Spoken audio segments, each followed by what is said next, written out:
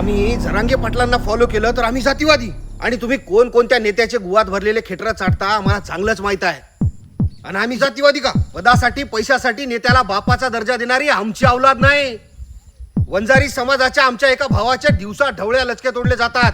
एखाद्या शिकारीवर तुटून पडावा असं त्याच्यावर वार केले जातात. जीव गेला, दुश्मनी संपली ना बे. मेलेल्या मुर्द्याचे मांस कापून आपल्या नेत्याला म्हणजेच त्याच्या मायच्या ठोक्याला दाखवण्यासाठी 8 दिवस घेऊन फिरता. एवढं होऊन सुद्धा 20 महिने आमच्या बहिणीला न्याय मिळत नाही. गृहमंत्री साहेब, बांगड्या भरा. इथं एका बहिणीचं कुकू पुसलं गेलंय आणि तुम्ही ग्रह खातं काय घेऊन उपटत आहात का? तुम्ही 3 जण मिळून ना भुलई खेळा. हेच का तुमचे कायद्याचं राज्य? हेच का तुमचे शिवशाहू फुले आंबेडकरांचा महाराष्ट्र? जातीच्या नेत्याकडे पदर पसरून बघितला आमच्या बहिणीनं, तो तर हिजडा निघला. शेवटी मनोज दादा जरांगे पाटलांची आठवण झाली आणि एका भेटीतच दादांनी बहिणीच्या डोक्यावर हात काय ठेवला, सगळ्यांच्या पुंग्या टाईट झाल्या.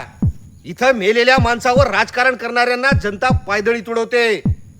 शिवरायांचं स्वातंत्र्य, शाहू महाराजांची बंधुता, महात्मा फुलेंची समता आणि आंबेडकरांचा न्याय या गोष्टी संविधानानं स्वीकारल्या आहेत.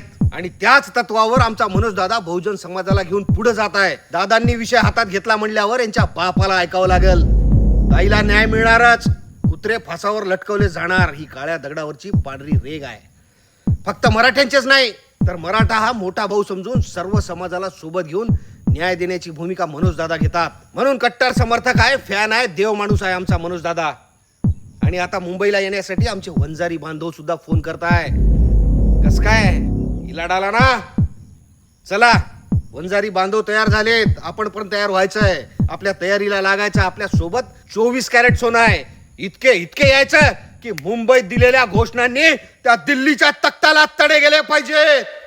मराठ्यांचा इतिहास जगाला दाखवून देऊ. आपल्या माय बापाला गर्व वाटला पाहिजे. महापोरगा फुकट गेला नाही, जन्म कामाला आला. चलो मुंबई.